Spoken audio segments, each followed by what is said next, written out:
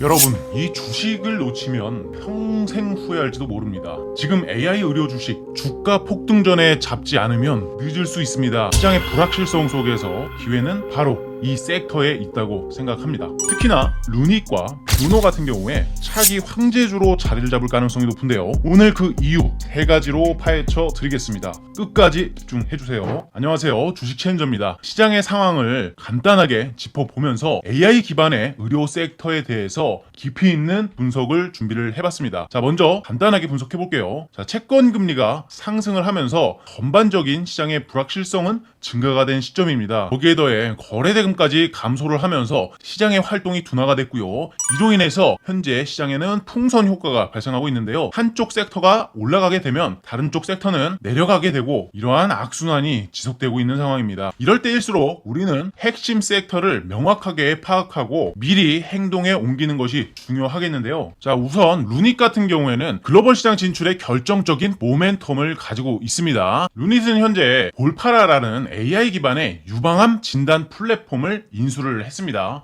이 플랫폼은요, 미국에서도 크게 주목을 받고 있는데 이번 인수를 통해서 루닛은 미국 시장의 진출을 가속화하고 있는 상황으로 볼 수가 있습니다. 이제 글로벌 바이오 시장에서의 점유율이 확대되는 것은 가마둘 수 없는 사실이겠죠. 두 번째로는 바로 뷰노입니다. 뷰노 같은 경우에는 기술적 기반의 폭발적 성장 가능성을 가지고 있는 이 딥브레인 기술을 보유하고 있습니다.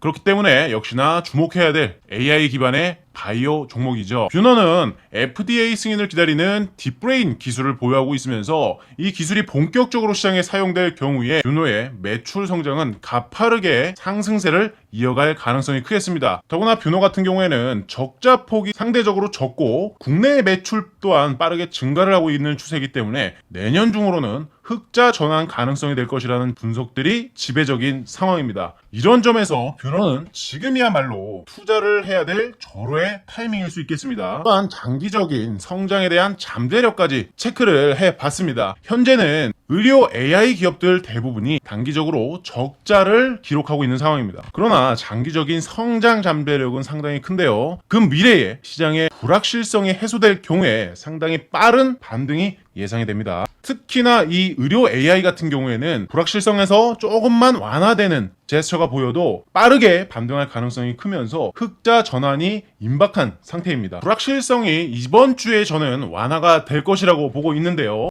자, 금투세가 사실상 이번 주에 가장 큰 이벤트이긴 합니다. 우리 국내 증시에서 지금 유예로 확정이 되느냐 아니면은 해지로 가느냐, 이 두 가지에서 지금 갈림길에 놓여 있습니다. 예전에는 금투세를 시행을 하느냐 아니면 유예로 가느냐, 이 두 가지였다면 지금은 유예 혹은 폐지, 이 중에서 하나가 선택이 된다라는 것이죠. 만약에 유예로 확정이 난다고 해도 시장에 긍정적인 영향을 미칠 수가 있고요. 두 번째로는 미국의 대선인데요. 미국 대선 전에 원래는 당연한 겁니다. 정책 불확실성이 너무나도 많기 때문에 시장 자체에서 거래대금이 증가하지 않습니다. 그러나 자, 이제 7일밖에 안 남았어요. 11월 5일날 미국 대선 일정이 마무리가 됩니다. 정말 곧 지나갈 이벤트라는 것을 우리가 인지를 할 필요가 있습니다. 더구나 2025년에는 이 딥브레인이 미국의 매출까지도 발생을 하기 시작하기 때문에 당연히 뷰노를 비롯해서 흑전 가능성이 거의 기정사실화라고 봐도 되고요. 연간 흑자 전환까지도 따놓은 당상이라고 생각을 하고 있습니다.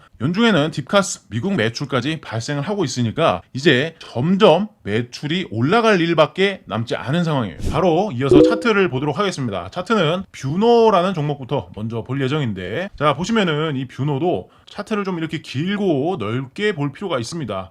과거에 2022년서부터 2023년 9월달까지 당시에 1000%가 넘게 상승하는 말 그대로 10베이거 상승을 이끌어냈었죠. 의료 AI 당시에 엄청난 파급력을 보여주었고요. 그 이후에 조정을 받으면서 지금은 현재 어떻게 보면 박스권 흐름으로 오랜 시간 동안 횡보 흐름을 보여주고 있다, 이렇게 볼 수가 있겠는데요. 지금 우리가 이 종목을 매수할 수 있을지 없을지가 중요한 거예요. 자, 제가 봤을 때는 최근에 이런 파동을 보시면은 이렇게 헤드앤숄더 패턴이 보이거든요. 그리고 저점끼리 또 선을 이어보면은 이런 식으로, 자 지금 헤드앤숄더의 이 넥라인이라고 하는 주요 지지점을 이탈한 상태란 말이에요. 그렇다면은 이런 구간에서는 사실상 매수 버튼에 손이 나가기가 굉장히 어려운 시기입니다. 근데 남들 다 살 수 있을 때 사는 거랑 남들 다 사기 어려울 때 사는 거랑 저는 이게 포인트라고 보는 거예요. 지금 사실상 매수 버튼에 손이 안 나가는 자리입니다. 그리고 과거에 있던 이런 하락 추세선을 돌파를 해서 상승의 경향을 보여주고 있다가 이런 식으로 지지 라인이 이탈이 나온 거예요. 그러면 이런 자리에서는 당연히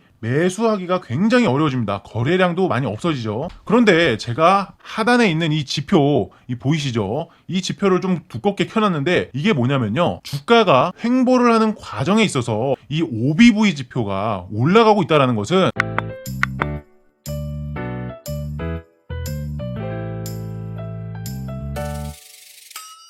계속해서 이 횡보 과정에서 매집이 이루어지고 있다라는 반증을 보여주는 건데, 자 말씀드렸죠. 주가가 내려오고 혹은 횡보하는 추세에서 이 OBV의 저점이 올라간다라는 것은 이제 곧 방향을 상승으로 틀어줄 수 있다라고 얘기하는 것입니다. 그리고 지금 이렇게 제가 패턴을 설명드리면서 헤드앤숄더 패턴이 나왔다라고 말씀드렸는데, 이 넥라인을 이탈해준 시점은 정말 매수하기 어려운 시점이라는 거죠. 주가가 이미 거래량이 터지면서 이렇게 변동성을 키우고 있을 때 진입하는 게 아니라 돌덩이 같을 때 진입을 하는 투자 전략이 훨씬 더 유리한 전략이다라는 말씀을 드리고, 바로 루닛 차트 한번 보겠습니다. 이 루닛은 우하향 곡선이 조금 더 가파르게 진행이 되고 있어요. 추세 라인을 보시면은 계속해서 하락 추세가 이어지고 있다는 것을 명확하게 볼 수가 있습니다. 근데 이 OBV 같은 경우에는 하락하는 와중에 계속 저점을 높이고 있단 말이에요. 그리고 여기서는 정말 인위적인 이런 거래량들의 모습이 보이거든요. 제가 네모박스 그려드리는 구간을 보십시오. 거래량 그리고 같이 보셔야 됩니다. 차트의 패턴 자체가 그래요. 주가가 상승할 때마다 거래량이 이렇게 많이 튀어 올라 있다라는 거. 이게 무슨 뜻이겠습니까? 매집을 한다라는 거예요. 이렇게 거래량이 튀면서 주가가 올라가는 걸 개인 투자자들이 할 수 있는 게 아니거든요. 자, 여기서도 거래량 튀면서 주가 올라갔고, 주가 올라가면서 거래량 튀었고, 주가가 올라가면서 거래량 발생하는 시점 보시면은 다 양봉에서 거래량이 발생을 했다라는 겁니다. 그러면 이렇게 내려오는 하락하는 과정에서도 지속적으로 어떤 주체는 매집으로 대응을 하고 있다, 이렇게 판단을 할 수가 있고요. 최근의 거래량도 굉장히 유의미하죠. 거래량이 점진적으로 증가를 하는 추세. 고점은 낮아졌지만 저점은 올라가는 추세죠. 자, 또한 루닛 같은 경우에 이번 11월이죠. 6일날, 10일날에 예정되어 있는 게 루닛의 그 바이오 마커 이 연구 결과를 공개하는 일정이 있습니다. 이 일정도 만약에 성공적으로 마무리가 된다면 글로벌 성장 잠재력이 한층 더 올라간다, 시장 점유율은 더 빠르게 확장될 수 있다라는 뜻이 됩니다. 이런 상황에서 이제 가장 중요한 건 뭐겠습니까? 최근에 제약 바이오 산업이 아주 강력한 주도 업종으로 부상을 하면서 자리를 잡고 있단 말이에요. 근데 이 바이오 업종에 속하는 이 의료 AI 파트는 아직까지 시세를 받지 않았다라는 것입니다. 이게 가장 중요한 거예요. 어찌됐건 바이오 섹터도 순환이라는 게 돌잖아요. 시세 반영이 아직 덜 된 쪽으로는 매집해볼 만한 그 메리트가 엄청난 거예요. 루닛이든 뷰노든 간에 어차피 실적은 좋아질 것입니다. 이거는 명백한 사실이기 때문에 주가에 언제 선반영이 되느냐, 이것이 문제일 텐데요. 지금 제약바이오 업종이 주도 업종이라고 벌써 몇 개월 전부터 말씀을 드려왔습니다. 그리고 제약바이오 섹터 같은 경우에는 그 사이클이 지금도 초중반에 해당한다 라고 말씀을 드렸습니다. 그러한 시세를 덜 받은 그런 업종 파트를 보신다면 상대적으로 굉장히 안정적인 느낌으로 접근을 해 나가실 수 있다는 것이죠. 오늘 영상은 이렇게 마무리하겠습니다. 내용이 도움되셨다면 구독과 좋아요 부탁드리고 싶습니다. 감사합니다.